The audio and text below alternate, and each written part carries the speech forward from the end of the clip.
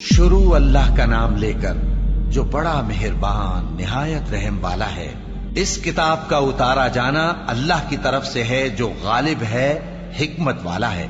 ए पैगंबर, हमने ये किताब तुम्हारी तरफ सच्चाई के साथ नाजिल की है, तो अल्लाह की इबादत करो, यानी उसकी इबादत को शिर्क से खालिस करके। देखो, खालिस इबादत अल्लाह ही के लिए ज़ेबा है, और जिन लोगों ने उसके सिवा और दोस्त बनाए हैं वो कहते हैं कि हम उनको इसलिए पूजते हैं कि वो हमको अल्लाह का मुकर्रब बना दें। तो जिन बातों में ये इख्तिलाफ करते हैं अल्लाह उनमें उनका फैसला कर देगा। बेशक अल्लाह उस शख्स को जो झूठा नाशुक्रा है हिदायत नहीं देता। अगर अल्लाह किसी को अपना बेटा बनाना चाहता तो अपनी मखलूक में से जिसको चाहता मुंतखब कर लेता। वो पाक है, वही है अल्लाह जो अकेला है, बड़ा जबरदस्त है। उसी ने आसमानों और जमीन को तदबीर के साथ पैदा किया है, और वही रात को दिन पर लपेटता और दिन को रात पर लपेटता है। और उसी ने सूरज और चांद को काम में लगा रखा है, सब एक वक्त मुकर्रर तक चलते रहेंगे। देखो, वही गालिब है, बख्शने वाला है। उसी ने तुमको एक जान से पैदा किया, फिर उससे उसका जोड़ा बनाया, और उसी ने तुम्हारे लिए चौपायों में से 8 जोड़े बनाए। वही तुमको तुम्हारी माओं के पेट में पहले एक तरह, फिर दूसरी तरह, 3 अंधेरों में बनाता है। यही अल्लाह तुम्हारा परवरदिगार है, इसी की बादशाही है, इसके सिवा कोई माबूद नहीं।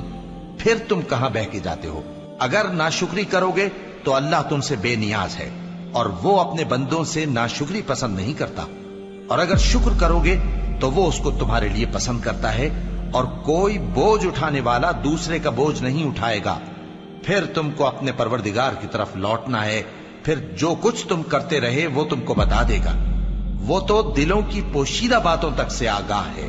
और जब इंसान को तकलीफ पहुंचती है तो अपने परवरदिगार को पुकारता है, उसकी तरफ दिल से रुजू करता है।